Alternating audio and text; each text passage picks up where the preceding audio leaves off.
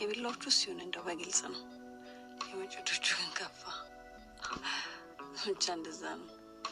የሩታዬ ከባድ መልእክት እንግዲህ ማለት ነው። ሩታዬ መታለች። ሁለት አይነት ሰዎች አሉ። አንዱ ቢላ በግልጽ የሚቆርጥህ እና እንደ ማጭድ አቅፎ የሚቆርጥህ ነው ስትል ሩትዬ እንግዲህ እንትን ብላለች። ሁለቱም ከባዱ ናቸው። ምክንያቱም ቢላም ያው በግልጽ ነው፣ ማጭድም ያው ነው ማለት ነው። እና ሩታ ይሄ አባባል በጣም ትክክል ነሽ። ብዙ ሰዎች አለኋችሁ ከጎናችሁ ነው ብለው ይጎዱናል፣ ይሄዳሉ። ያ እውነት ነው፣ ትክክል ነው።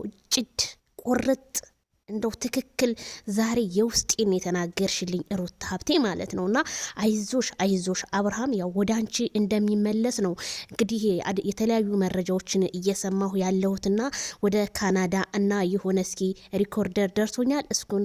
እሱን ፖስትላችኋለሁኝ። በጣም ሩታና አብርሃም በዚች መጽፈቅስፈት ብዙ ሰዎች እየገቡ እነሱን ለማለየት ቢፈልጉም ግን ፈጣሪም የሰው ልጅ ካላለ መቼም አይለየውም ማለት ነው። የሚያገናኘውም እሱ ነው፣ የሚያቀራርበውም እሱ ነው ማለት ነው። ሩታ ሀብቴ እንግዲህ ያው እውነት ነው። ቢላ አንዳንድ ሰዎች በቃ መቀስ ሆነው ይቀርቡሽና ከዛ ቢላ ይሆኑብሻል።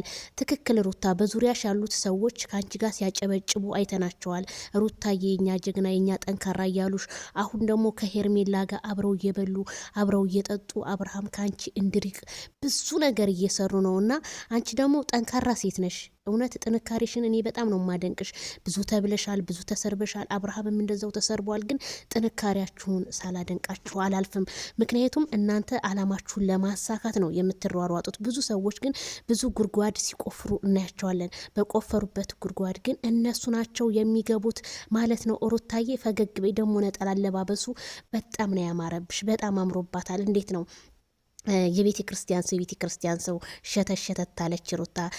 ሸተት አለ እግሬ ከመንገዱ ቦታ ምን ያደርጋል ያለ ሰው ቢወዱት እንደሚባለው ነጠላው በጣም ነው ያማረብሽ። ቀጥይበት። እንደዚህ የተለያዩ ነገሮችን አንጭልን ሁልጊዜ ጠዋት ማታ ማለት ነው። ላይክ ሸር ቤተሰብ